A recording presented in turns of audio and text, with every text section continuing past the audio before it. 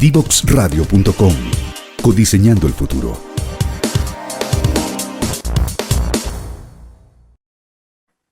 Hola, volvemos de esta pausa y dejamos una pregunta planteada a nuestra queridísima invitada María José García de INAPI. Siempre hablamos, hoy la fórmula de la Coca-Cola está muy bien guardada, y hablaste algo de secretos industriales. ¿Nos puedes contar un poquitito cómo se protege eso? A ver, los secretos industriales o comerciales, a veces también se conocen, son justamente conocimiento que genera una ventaja competitiva a su titular, en tanto el titular no lo haga conocido para el resto. Entonces, claro, efectivamente, como tú dices, Eli, el secreto comercial más famoso en el mundo es el de la Coca-Cola, porque se supone que nadie sabe qué es lo que lleva, ¿cierto? Hay otros como el de Kentucky Fried Chicken, que también tiene esta lógica del crujiente que tiene su pollo, etc. Entonces, lo interesante ahí es que a veces efectivamente hay ciertos desarrollos tecnológicos que son muy de vanguardia, muy disruptivos, y que para sus creadores mantenerlos en reserva les genera esta ventaja.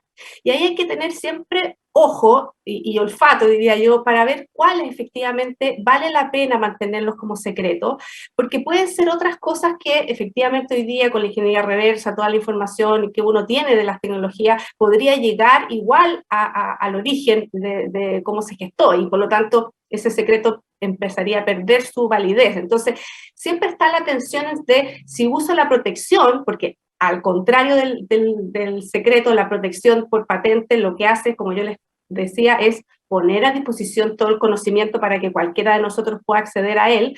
El secreto no, nadie lo sabe, solo yo, pero tiene mucho de resguardo de su titular. O sea, no tengo que generar medidas para que efectivamente el resto no las conozca, material confidencial, no toda la empresa y gente puede tener la misma información. Entonces, da la sensación a las personas comunes que mantener un secreto es muy sencillo, pero la verdad es que no es sencillo. A veces incluso tiene más costos que una patente, entendiendo que la patente, al ya tenerla, me genera las medidas a propósito de tener un documento legal que acredita que yo soy el titular. Pero en el secreto, yo siempre tengo que estar analizando si es que alguien llegó al mismo resultado y por lo tanto vulneró mi secreto y tendría que perseguirlo legalmente. Entonces, es interesante para las pequeñas y medianas empresas, pero yo les diría que siempre evalúe si efectivamente lo que están haciendo alguien que sabe lo mismo que usted podría llegar al resultado. Claro, porque finalmente eso es mejor protegerlo, pero no resguardárselo nada más. Yo tengo otra pregunta ahí, José, y tiene que ver con que hay muchos técnicos profesionales que están en el área informática, computación, informática, ¿cierto? De hecho, es una de las carreras, y sobre todo incluso hay algunos temas de videojuegos, programadores de videojuegos, etcétera, en la industria creativa. ¿Cómo ellos se podrían acercar? ¿Cuál es el mecanismo de ese ámbito en temas de propiedad intelectual e industrial? Bueno, ahí hay varias cosas súper interesantes. Como tú decías, el mundo informático, yo soy de profesión base de ingeniero civil industrial, mención informática, de hace hartos años, bien distinta a lo que hay hoy, pero las bases igual. Y efectivamente, nosotros vemos que a veces el mundo más informático se ve como más lejano a la propiedad industrial, pero efectivamente a veces nosotros logramos a través de logramos desarrollar procedimientos que a veces tienen una aplicación en términos de un código, de un programa, pero esos procedimientos y algoritmos, en tanto sean nuevos, novedosos y tengan nivel inventivo, también podrían ser protegidos por una patente. Ahí siempre hay que hacer el análisis técnico específico. Pero también, sobre todo los que están desarrollando tecnologías más asociadas a la inteligencia artificial y quizás también videojuegos, que vemos que hay una evolución bien interesante ahí, pueden desarrollar también protección a través de marcas. Hay algunas cosas, yo te comentaba, Eli, bien interesantes, por ejemplo, que se denominan marcas ficticias.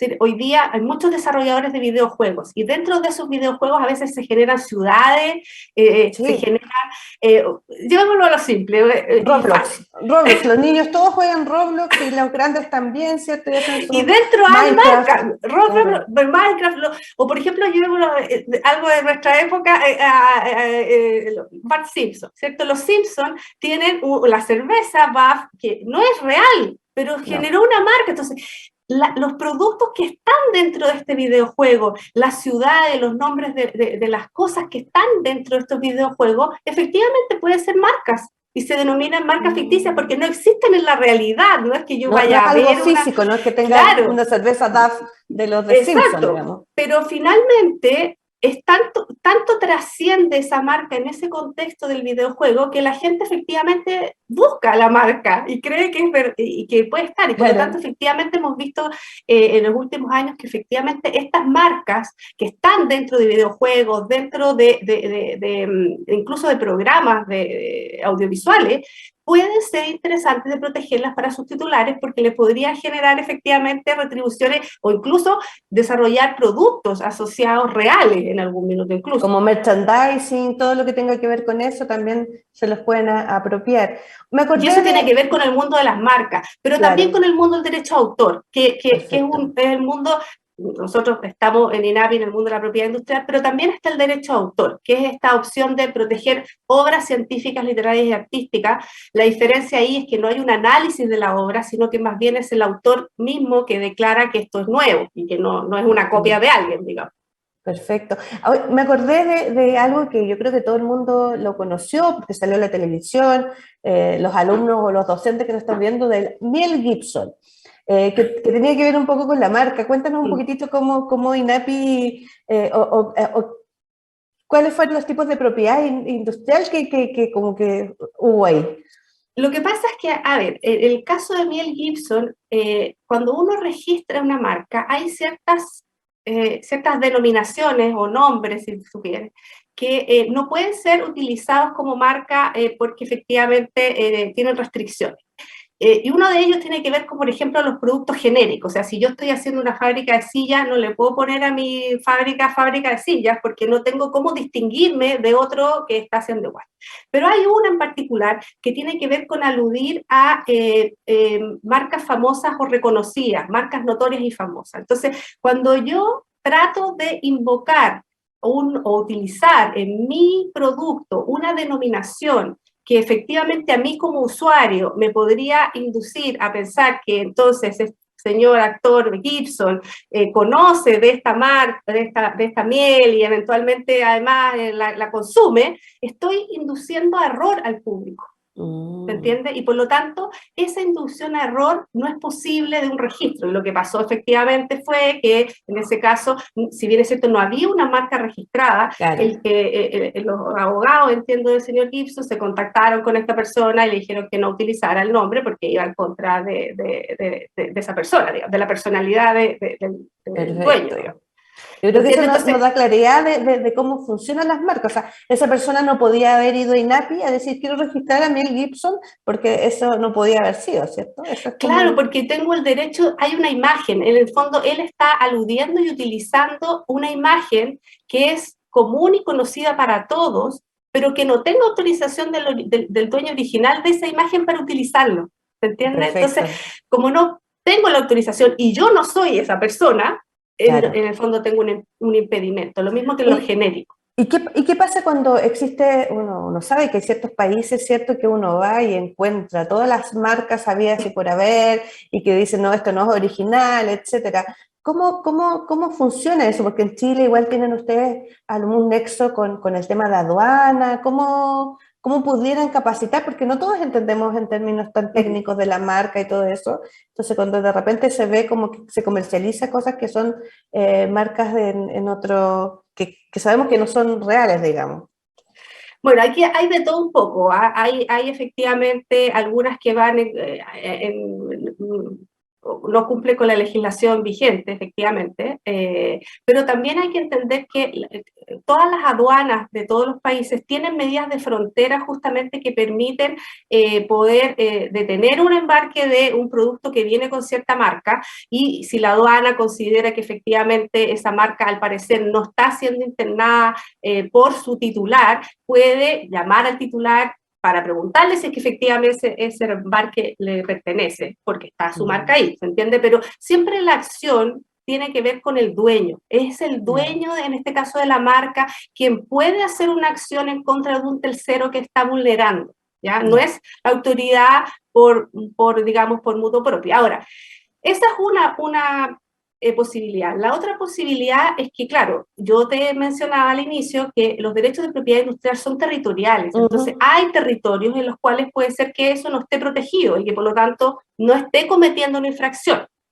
Te estoy poniendo las opciones, puede ser que sí, pero también puede ser que no, ¿se entiende? Puede ser que efectivamente esa tecnología o esa marca no esté siendo de uso en el territorio y por lo tanto podría yo utilizarla también libremente. Pero aquí es bien a veces casuístico, ¿ya? Hay distintas opciones que efectivamente uno tiene que tener a la consideración para poder evaluar o determinar qué es lo que está pasando con cierto producto, como en el caso de Mel Gibson. Otra cosa, porque volviendo a los cazadores de tecnología, que finalmente es como el título de nuestro programa, hemos paseado por todas las tipologías, ¿cierto?, de propiedad industrial. Tú nos hablabas de circuitos, nos hablabas de modelos de utilidad, nos hablabas de un montón pero también comentaste en el ejemplo del orégano que existe también denominaciones de origen, y de hecho los institutos profesionales, los centros de formaciones técnicas están súper arraigados a los territorios.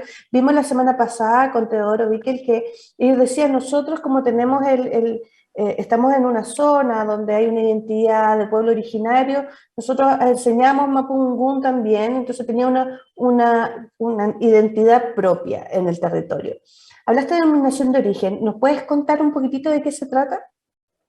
Sí, a ver, las denominaciones de origen son indicaciones geográficas y denominaciones de origen, para ser más específico, son derechos de propiedad industrial que aluden a productos y sus territorios. Es decir, yo tengo un producto que siempre es un producto, ¿ya? No puede ser un servicio, producto que tiene características, cualidades o reputación asociadas al territorio en el cual se encuentra. Entonces, por ejemplo, en el caso del orégano de la precordillera de Putre, que yo les mencionaba, ese orégano tiene una particularidad, y no sé si alguna vez lo hemos compartido, Eli, pero el olor, por ejemplo, de ese orégano es un olor muy intenso y tiene un sabor, una de sus productoras siempre dice que si usted le pone orégano de Putre a cualquier comida le va a quedar fantástica. Entonces tiene un olor, un sabor que es particular y bien especial. Y ese olor no es el mismo si yo voy a poner ese mismo planta de orégano en, no sé, en Curacaví, por decir cualquier cosa. ¿Se entiende? Entonces, productos que tienen cualidades, características o reputación propios a su territorio pueden optar a este reconocimiento, que es parte de los reconocimientos de los derechos de propiedad industrial, asociado a indicaciones geográficas, denominaciones de origen. ¿Cuál es la diferencia? La diferencia es que son derechos territoriales.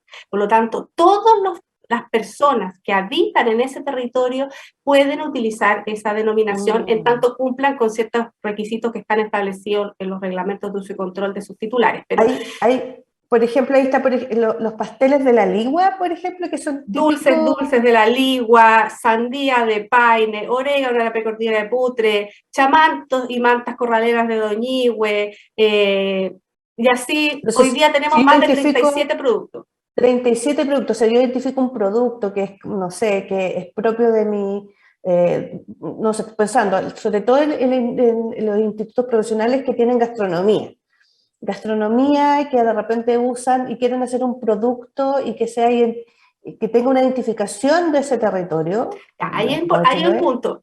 hay un punto que es bien importante destacar, Eli. Los sellos de origen, las indicaciones geográficas, las denominaciones de origen, no se crean por sí, sino que ya están, en el fondo buscan reconocer productos que ya son de valor en el territorio. ¿Se entiende? Si yo genero una nueva variedad, por ejemplo, y quiero protegerla por indicación geográfica de denominación de origen, no es la vía, ¿ya? Porque en el fondo una nueva variedad de un producto agro, lo que sea, sino que lo que viene a reconocer las indicaciones geográficas y las denominaciones de origen son productos que ya tienen esas características en su territorio. Por ejemplo, las papas de Chiloé, que son como típicas, así como que todos pueden ser papas chilotas y que nosotros podemos reconocerlas, etcétera. Ayer escuchaba por ahí en algún lugar que en Chile hay más de 40 tipos de papas y de esas 40, 35 están en Chiloé, por lo tanto ahí hay un potencial no menor de justamente cómo buscar, pero lo que hay que identificar es que esa variedad de papa tiene características propias asociadas a ese territorio. ¿Y quién inscribe eso? Porque finalmente antes en los otros tipos de propiedad industrial, ¿cierto? Uno es dueño, yo soy dueño de esta cajita porque yo la inventé, un modelo de utilidad distinto, y Elizabeth Zapata es la dueña. Pero en el caso de denominación de origen, donde todos lo pueden usar, ¿quién es el dueño? ¿Cómo se hace eso? A ver, el dueño puede ser muchas veces, nosotros tenemos asociaciones de productores, pero también pueden ser municipios, autoridades locales que tengan efectivamente una actuación en el territorio, gobernaciones, en la metropolitana, por ejemplo, la gobernación metropolitana de Santiago tiene varias IGDO, alcaldes, en el fondo, pero no la persona del alcalde, sino que el alcalde, exacto, la autoridad territorial, pero también pueden ser sus propias asociaciones gremiales muchas veces, por ejemplo, en el curso de la Ligua es la Asociación Gremial de Dulceros de la Ligua. En el Sandía de Paine, la asociación... ¿Organizaciones no gubernamentales también? No existe una restricción. No hay restricción de la forma jurídica que tenga esa entidad, sino que más bien la representatividad que tenga del territorio y del producto. Perfecto. Oye, José, se nos ha pasado, pero volando este capítulo, ya nos queda muy poquito y quiero solamente dos cosas. Una, que nos cuentes cómo los estudiantes de los institutos profesionales de Centro de Formación Técnica pueden acercarse a INAPI, los docentes que tienen algo en común, y INAPI los puede ayudar. A ver, bueno, estamos a disposición para ayudarlos, como yo les decía, nuestro desafío es que efectivamente puedan conocer y acceder a estas tecnologías y ser los cazadores de tecnología. www.inapi.cl es nuestro sitio web o nuestro correo inapi@inapi.cl, nos pueden escribir, nosotros tenemos mucho material que podemos compartir y normalmente también el equipo que yo lidero en INAPI somos los que estamos constantemente haciendo actividades de formación, de capacitación. No crean que esto es algo complejo y de ingeniería así espacial, sino que son cosas a veces muy simples que se pueden buscar de proteger, y nosotros en INAPI justamente lo que buscamos es que podamos ayudarles a identificar cómo efectivamente la propiedad industrial les puede ayudar a generar estrategias de protección adecuadas, a utilizar los mecanismos y que esos mecanismos vayan también en resultado de generar valor para sus entidades, pero también para ellos como profesionales, digamos, ¿cierto? Porque creemos que efectivamente aquellos profesionales que hoy día saben de propiedad industrial, saben, por ejemplo, buscar tecnología y esa tecnología llevarla, tienen un plus especial que podría ayudar de verdad a resolver muchas problemáticas que están en nuestro territorio y que la gente normalmente busca ayuda y a veces, lamentablemente, por no conocer este mundo, no llegan a estas soluciones. Así es que los invito a que nos escriban, a que visiten nuestra web, podemos hacer todas las actividades que ustedes necesitan y requieren para ayudarlos a utilizar la propiedad industrial. Muchas gracias, María José, por este gran rato compartido contigo, de mucho conocimiento. La José es seca, así que nos conocemos hace mucho tiempo, hemos aprendido cada día desde ella y queremos agradecerte por haberte dado este espacio con nosotros, porque la revolución de los técnicos se viene. Así que muchas gracias, María José. No, muchas gracias a ti, Elizabeth, y cuenten con nosotros para lo que necesiten y también a todos los centros de formación técnica y los institutos tecnológicos del país. Yo los invito a ser cazadores de tecnología y para eso la propiedad industrial siempre nos va a ayudar. Así que muchas gracias, Eli, muchas gracias, Divox, por acompañarnos también. Gracias.